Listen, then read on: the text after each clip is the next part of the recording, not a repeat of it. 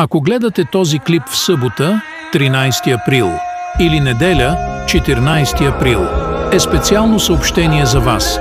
Изчакайте, не скролвайте и слушайте това. Когато заспите до вечера, всичко в живота ви ще се промени.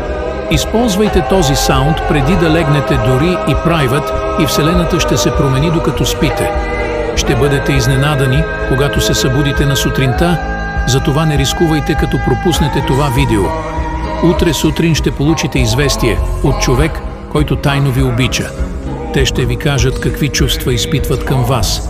Знам всичко това, защото това всъщност е четвъртият човек, който ви излезе след като натиснете Share, а след това Instagram.